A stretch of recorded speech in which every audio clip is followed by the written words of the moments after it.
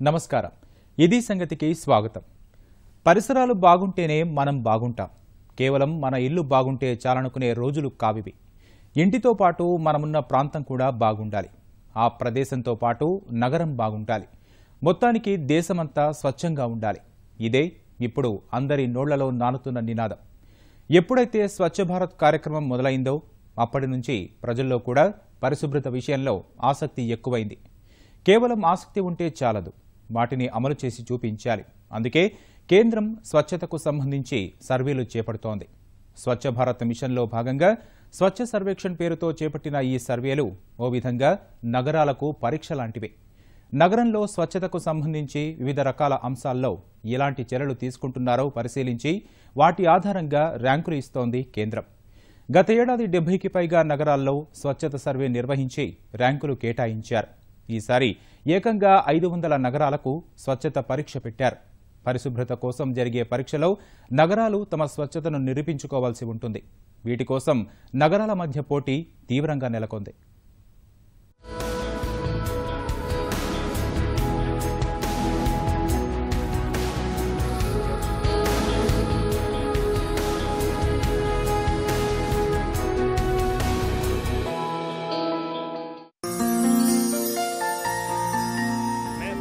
मैं भी तैयार हूँ। हम तैयार हैं। हम तैयार हैं।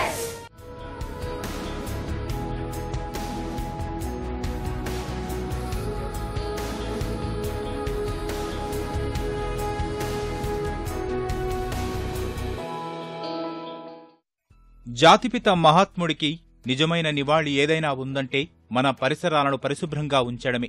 బాపూజీ 150వ జయంతి సందర్భంగా అంటే 2019 కల్లా దేశాన్ని స్వచ్ఛ భారత్గా మార్చడమే. 125 కోట్ల మంది జనాభా ఉన్న దేశాన్ని స్వచ్ఛత ఉద్యమం వైపు నడిపించడమంటే మాటలు కాదు.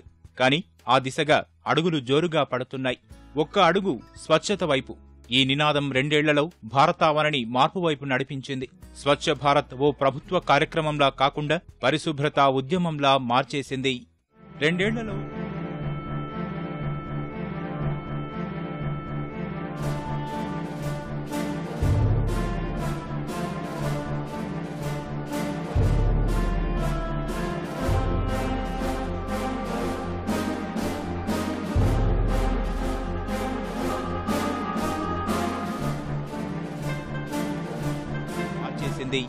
రెండేళ్లలో ఏం చేశారనే ప్రశ్నతోనే పరిశుభ్రత వైపు ప్రయాణం సాగిస్తోంది. ఊరు వాడ పల్లె పట్నం అన్నీ స్వచ్ఛత వైపు అడుగులు వేస్తున్నాయి.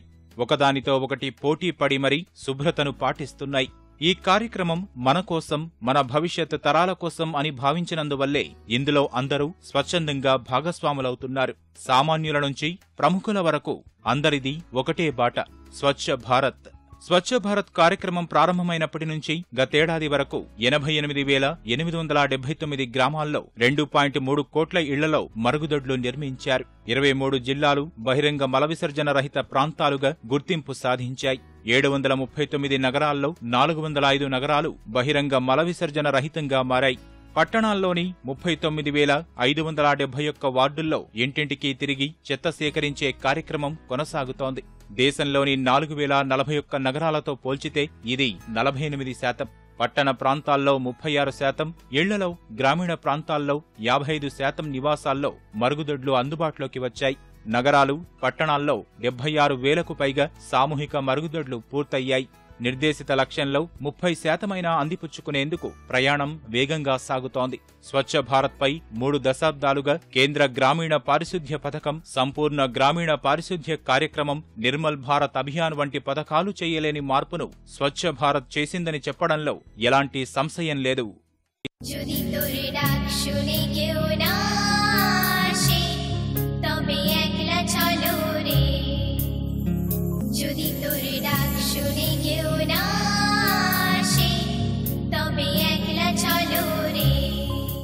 ఈ ఉద్యమాన్ని మరింతగా పరుగులు పెట్టించేందుకే స్వచ్ఛత సర్వేక్షణ్ పేరుతో సర్వేలు చేపడుతోంది కేంద్రం.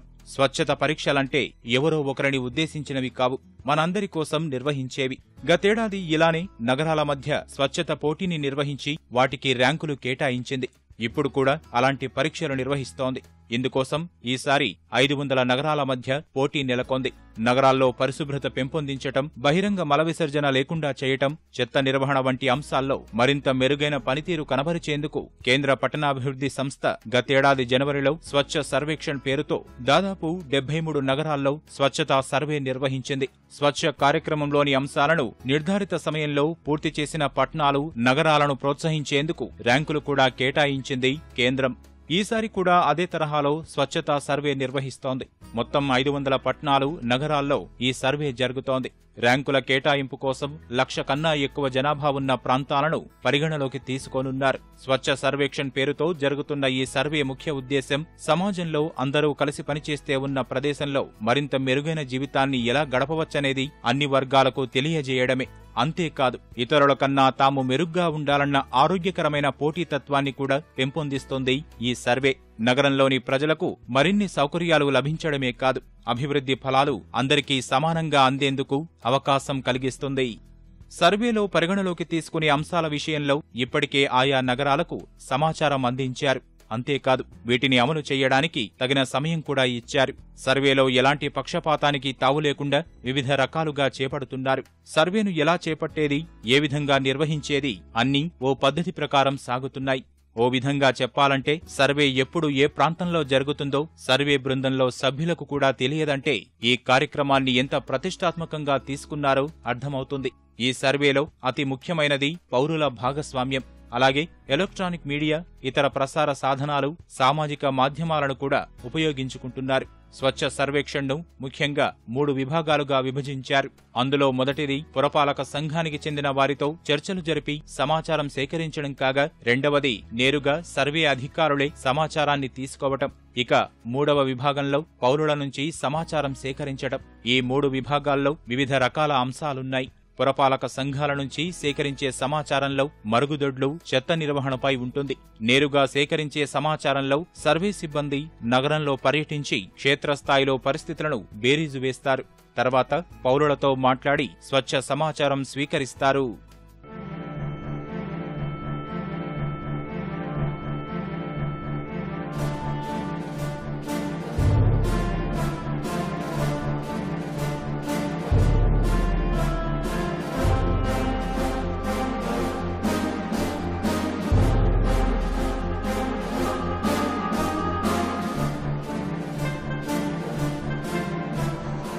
స్వచ్ఛతా ప్రమాణాలు పరిశీలించేందుకు కేంద్ర ప్రభుత్వ ఆధీనంలోని క్వాలిటీ కంట్రోల్ ఆఫ్ ఇండియాకు చెందిన త్రిసభ్య కమిటీ ప్రాంతాలను పరిశీలించిన తర్వాత పట్టణాలు, నగరాల ర్యాంకు నిర్ణయం జరుగుతుంది. ఈ సర్వే, ర్యాంకుల కేటాయింపు ఒక రోజులో జరిగేది కాదు.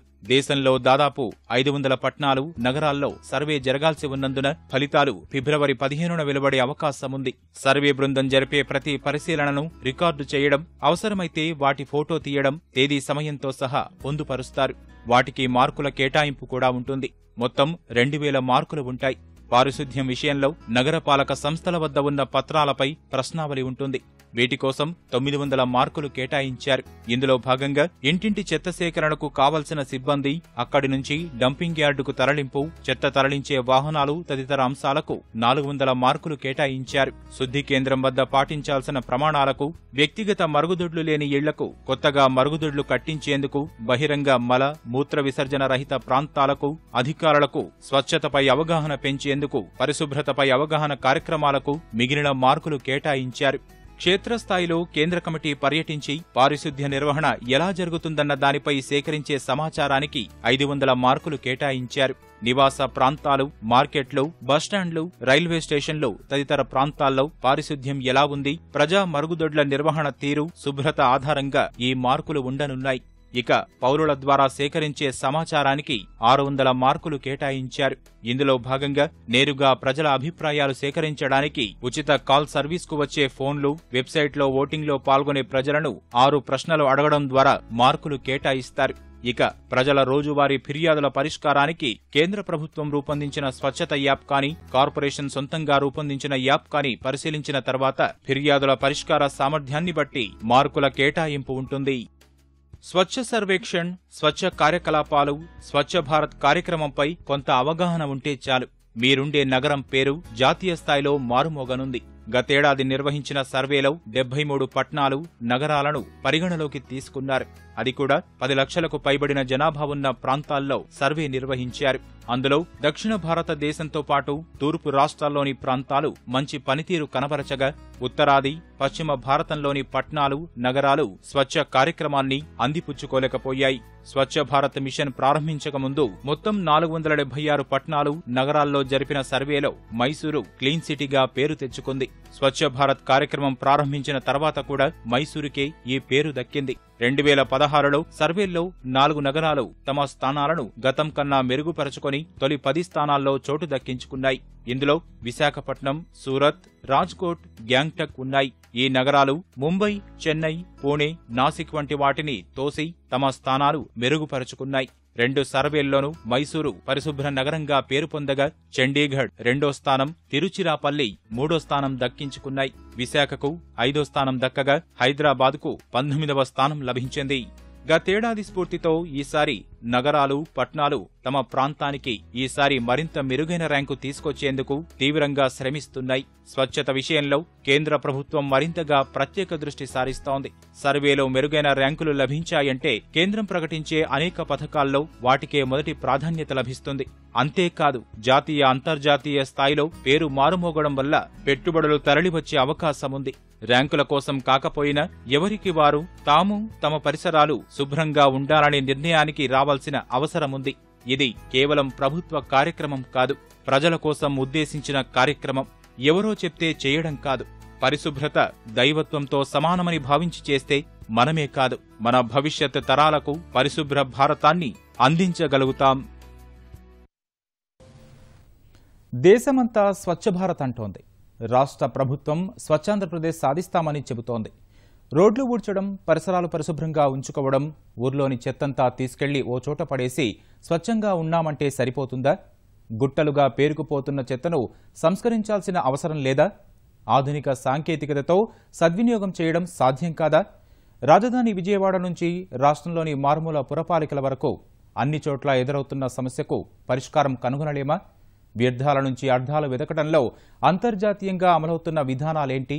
మన వద్ద వాటి అమలుకు అధికారుల ప్రణాళికలేంటి? రాష్ట్ర ప్రభుత్వం ఏం చేస్తోంది?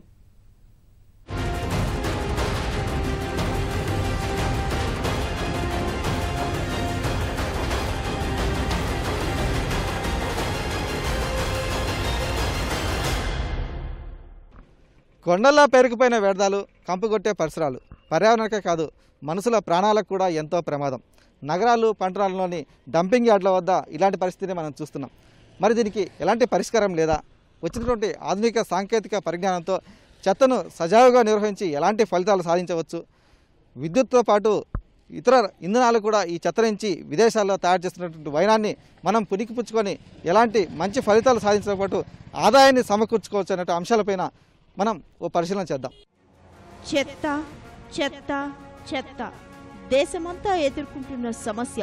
ఇళ్లు, వాకిలి శుభ్రంగా ఉంచుకునే క్రమంలో చెత్తను రోడ్డుపై వేస్తాం. ఆ చెత్తను మున్సిపాలిటీ వాళ్లు డంపింగ్ యార్డుకు తరలిస్తారు. కొంతకాలానికి డంపింగ్ యార్డు నిండిపోతుంది. అయినా మరో స్థలం లేక అక్కడే చెత్త పోగేస్తారు. ఫలితంగా అది కొండలా పేరుకుపోతుంది. ఇక్కడే కొన్ని విషయాలు గమనించాలి. మన వద్ద చెత్త అంటే కేవలం కాగితాలే కాదు, ఆహార వ్యర్థాలు, కాగితాలు, ప్యాకింగ్ వస్తువులు, ప్లాస్టిక్, గాజు, రబ్బర్, ఇనుము ఇలా సమస్తం అందులోనే ఉండిపోతాయి. తడి చెత్త, పొడి చెత్త వేరు చేసే విధానం లేకపోవడంతో డంపింగ్ యార్డులో అన్నీ ఓ చోట చేరతాయి. ఆ చెత్తలోనే రసాయనిక చర్యలు జరుగుతాయి. తడి పదార్థాల్లోని తేమ వాటికి తోడై కాలకూట విషం అంటే భయంకరమైన మురుగు ఆ గుట్టల నుంచి వెలువడుతుంది. అటుగా వెళ్లాలంటేనే భయపడే పరిస్థితులు ఏర్పడతాయి. ఆ మురుగు భూమి లోపలికి వెళ్లి భూగర్భ జలాల్ని సైతం కలుషితం చేస్తుంది. సమీప ప్రాంతాల్లో బోరు వేస్తే కలుషిత నీరు తప్ప వినియోగించేందుకు పనికిరాదు. నగరాలు, పట్టణాల్లో ఉత్పత్తవుతున్న చెత్తను సరైన విధానంలో వేరు చేయటం కొంతమేరకే అయినా దానిని వినియోగించే చర్యలు చేపట్టకపోవడమే ఈ పరిస్థితికి కారణం. రాష్ట్ర రాజధాని ప్రాంత హోదా సంతరించుకున్న విజయవాడ వంటి నగరాలు కూడా ఇందుకు అతీతం కాదు. ప్రస్తుతం రాజధానిగా వెలుగొందుతున్న విజయవాడలోనూ డంపింగ్ యార్డు వద్ద మనకు దారుణమైన పరిస్థితులు కనిపిస్తున్నాయి. నగరంలోని వివిధ ప్రాంతాల నుంచి ప్రతిరోజు 500 మెట్రిక్ టన్నుల చెత్త ఉత్పత్తి అవుతుంది. సాధారణంగా అయితే పోగైన చెత్తను శాస్త్రీయంగా వేరు చేయటం, పునర్వినియోగపు చర్యలు తీసుకోవటం, మిగిలిన వ్యర్థాలని డంపింగ్ యార్డుకు తరలించడం ద్వారా మంచి ఫలితాలు ఉంటాయి. కానీ అవేమీ ప్రస్తుతం జరగటం లేదు. గతంలో చేసిన ప్రయోగాలను గాలికే వదిలేశారు. చెత్తను సద్వినియోగం చేసుకునే క్రమంలో విజయవాడ నగరపాలక సంస్థ అధికారులు 1999లోనే ఓ చిన్న ప్రయత్నం చేశారు. వ్యర్థాల నుంచి ఎరువులు తయారు చేసేటువంటి కార్యక్రమానికి శ్రీకారం చుట్టి ఎక్సెల్ ప్లాంట్ పేరుతో అజిత్ సింగ్ నగర్లో ఒక కర్మాగారాన్ని ఏర్పాటు చేశారు. అయితే సరిపడా చెత్తను ఈ కర్మాగారానికి తరలించలేదని చెప్పేసి అప్పట్లో ఈ ప్లాంట్ మూటపడింది. రోజుకు 125 మెట్రిక్ టన్నుల చెత్త సరఫరా కావాల్సి ఉండగా అందులో ఎక్కువగా గాజు పెంకులు, ప్లాస్టిక్ సీసాలు ఇవి రావడంతో ఈ వ్యర్థాల నుంచి ఎరువులు తయారు చేయడం కొంత ఇబ్బందిగా మారింది. అలాగే 125 టన్నుల చెత్తలో ఎక్కువగా పనికిరాని వస్తువులే ఉండడంతో ఆ ఎరువులు తయారు చేసేటువంటి కార్యక్రమం నిలిచిపోవడంతో ఈ ప్లాంట్ కూడా మూతపడింది. మన గ్రామాల్లో ఇళ్లలో పోగయ్యే చెత్తతో పాటు పశువుల పాకలోని పేడ అన్నీ కలిపి ఊరి బయట దిబ్బలుగా వేస్తారు. కొద్ది రోజులకు అది మంచి సేంద్రియ ఎరువుగా తయారవుతుంది. కానీ నగరంలో మాత్రం ఆ తరహా ప్రయోగం సఫలం కాకపోవటం విచిత్రమే. ఎరువుల తయారీకి అవసరమైన చెత్త ఎక్సెల్ ప్లాంట్కు సరఫరా చేసి ఉంటే డంపింగ్ యార్డుపై భారం కొంతైనా తగ్గేది. అది గాలికొదిలేసిన అధికారులు చెత్త నుంచి విద్యుత్ అంటూ మరో ప్రయోగం చేశారు. కూరగాయల మార్కెట్లు కబేళాల నుంచి ఉత్పత్తయ్యే వ్యర్థాల్ని మండించడం ద్వారా మీథేన్ గ్యాస్ ఉత్పత్తి చేయడం ద్వారా కరెంటు తయారీకి శ్రీకారం చుట్టారు. అయితే రోజు 20 మెట్రిక్ టన్నుల వ్యర్థాలను సరఫరా చేయాల్సి ఉండగా వాటిని కూడా యంత్రాంగం సమీకరించలేకపోయింది. 5 మెట్రిక్ టన్నులను సేకరించి పంపటంతో విద్యుత్ తయారీకి అది సరిపోక ప్లాంటును మూసివేశారు. అధికారుల వైఫల్యం ఇంతటితో ఆగలేదు. నేరుగా చెత్త నుంచి కరెంటు తయారు చేసే మరో ప్లాంటుకు రూపకల్పన చేశారు. అదేమైందో ఓసారి చూద్దాం. చెత్త నుంచి విద్యుత్ తయారు చేసే క్రమంలో విజయవాడ నగరపాలక సంస్థ చేపట్టిన మరో విఫల ప్రయోగం ఇది. 2001లోనే శ్రీరామ్ ఎనర్జీ సంస్థతో విద్యుత్ తయారీ ప్రాజెక్టు కోసం నగరపాలక సంస్థ అధికారులు ఒప్పందం కూర్చుకున్నారు. నిత్యం 225 మెట్రిక్ టన్నుల చెత్తను వారికి సరఫరా చేస్తామని చెప్పినప్పటికీ అందులో ఎక్కువగా మట్టి, గాజు పెంకులు ఇవన్నీ కూడా రావడంతో విద్యుత్ ఉత్పత్తి సాధ్యపడలేదు. అలాగే స్థానికుల నుంచి కూడా ఈ చెత్త పోగడంతో వ్యతిరేకత వ్యక్తం కావడంతో తర్వాత కాలంలో ప్లాంట్ మూతపడి ఈ ప్రాంతమంతగా నిరుపయోగంగా మారిపోయింది. నగరపాలక సంస్థ చేపట్టిన ఆ 3 ప్రయోగాలకు అజిత్ సింగ్ నగర్ ప్రాంతం వేదికైంది. 3 రకాల ప్లాంట్లు మూలన పడ్డాయి. నగరంలోని చెత్తంతా ఇక్కడకు తెస్తున్నారేంటని స్థానికులు అభ్యంతరం వ్యక్తం చేసినా అధికారులు పట్టించుకోలేదు. చెత్తను సమర్థంగా నిర్వహించడం ద్వారా స్థానికులకు ఇబ్బందులు లేకుండా చేస్తామని చెప్తూ వచ్చారు. కానీ ఆ ప్రయోగాలు విఫలమై 10 ఏళ్లయింది. దీంతో గుట్టలుగా ఉన్న చెత్త కొండల మాదిరిగా తయారైంది. ఆ కంపును భరించలేక స్థానికులు ఆందోళనలు చేశారు. వాటికి తలొగ్గి డంపింగ్ యార్డుని వేరే చోటికి మార్చాలని అధికారులు నిర్ణయించారు. నగరం వెలుపల మరో చోట చెత్తను డంపింగ్ చేసేందుకు చర్యలు మొదలయ్యాయి. అయితే ఇక్కడ పేరుకుపోయిన వ్యర్థాలతో జనం అగచాట్లు పడుతున్నారు. కంపు, కాలుష్యంతో సతమతమవుతున్నారు. అనేక రోగాలు, దగ్గులు, ఆయుషాలు వచ్చి విపరీతం కంపుతో పడుతున్నారు. దీన్ని కదిలించినప్పుడల్లా విపరీతం వాసన వచ్చి ప్రజలు నానా ఇబ్బంది పడుతున్నారు. ఇప్పటికొచ్చి చాలా బట్టి చెప్తున్నారు, ఇగో చెత్త వేరుతున్నాం, కంపోజింగ్ చేస్తున్నాం, దేనికైనా డిఫరెంట్గా పంపిస్తున్నాం, చెత్తను దూరబంతా పండించాం అంటున్నారు. కానీ ఆ పని ఏమాత్రం జరగట్లే. అన్ని మటుకు టెంట్లు వేస్తారు, ఇక్కడ కూర్చోబెట్టారు, గైడింగ్ చేస్తున్నాం అంటారు, మోటార్లు పెట్టారు, కానీ ఏవి జరగట్లేదు. దుమ్ము, ధూళి, కుక్కలు, చెత్త మొత్తం ఇక్కడ వేస్తున్నారండి. అదేమని మేము ధర్నా చేసి మేము ఉంటే పోలీసులు తేటం తీసుకెళ్తాం. ఇలా చేసి డబ్బా ఎత్తున్నారు. అసలు ఆ వాసన కూడా భరాయించలేకపోతున్నాం. కానీ జాలి లేదు. మా బాధల మటుకు పట్టించుకోవట్లా, ఎవరు రాట్లా. మనుషుల మీద ఈ చెత్త పోసి బతుకుతున్నారు. ఇదిగో తీసేస్తున్నాం అంటున్నారు, తీయట్లేదు. ఎన్నిసార్లు సైకిల్ చేసాం, ఎన్నిసార్లు ఇబ్బంది పడ్డాము మేము, ఎన్నిసార్లు వచ్చి జ్వరాలు, రోగాలు, ఎన్ని చలి జ్వరాలు, టైఫాయిడ్ జ్వరాలు ఎన్ని వస్తున్నాయి. మా తలుపులు తీసుకుంటా వెళ్ళలేదు మేము. ఏ రోజుగా తలుపు తీయలేదు. ఏకలం దోమలు తెల్లవార్లు లారీలు తిరుగుతున్నాయి. ఏందండి ఆ పరిస్థితి? మాకేంది ఈ వాసనకి భరిస్తున్నామా? ఈ వాసన భరుతున్నామా? దోమలు కొడుతున్నాయి, ఏగలు. అసలు ఎంత నరకం అనుభవిస్తాం. మా నరకం దేవునికి భగవంతుడికి తెలుసు. ఇల్లు కట్టుకున్నామంటే ఏది లేదు మాకు. ఎక్కడికైనా వెళ్ళిపోవాలనిపిస్తుందా? అంత బాధగా ఉంది మాకు.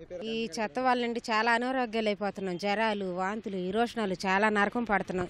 ఇదిగో తీసేస్తున్నాం, అదిగో తీసేస్తున్నాం అంటున్నారు. ఈ పాత చెత్త మాత్రం కదలట్లేదు. నగరాల్లో తయారవుతున్న చెత్తను శాస్త్రీయ విధానంలో సేకరించడం ద్వారానే నిర్వహణ సులువవుతుందన్నది నిపుణుల అభిప్రాయం. ఇందుకోసం ఆధునిక డంపర్ బిన్నులు, డంపింగ్ యార్డులు ఏర్పాటు చేయాల్సి ఉంటుంది. కూరగాయలు, ఆహార పదార్థాలు, దుమ్ము ధూళి వంటి వాటితో కేవలం సేంద్రియ ఎరువు మాత్రమే తయారు చేయవచ్చు. అలా కాకుండా ప్లాస్టిక్ వ్యర్థాలు, ప్యాకేజీ బాక్సులు, పారిశ్రామిక వ్యర్థాల నుంచి కరెంటు తయారు చేయవచ్చు. అలాగే ఇటుకలు, పెట్టెలు, బెంచీలు వంటి వాటిని కూడా తయారు చేయవచ్చు. అయితే మన వద్ద పోగయ్యే చెత్తలో 40% వరకు మాత్రమే విద్యుత్ తయారీకి అనువుగా ఉంటుంది. కాబట్టి మిగతా చెత్తను ఎరువుల తయారీకి వినియోగించవచ్చు. ప్లాస్టిక్ వ్యర్థాలతో రోడ్లు వేసే పరిజ్ఞానం అందుబాటులోకి వచ్చిన తరుణంలో ఆ దిశగా కూడా సద్వినియోగం చేసుకోవాలి. విజయవాడలో ఇటీవలే ప్రయోగాత్మకంగా కొన్ని ప్రాంతాల్లో ప్లాస్టిక్ ను వినియోగించి రోడ్లు వేశారు. ఆ ప్రయత్నాలను మరింతగా విస్తరించాల్సిన అవసరం ఉంది.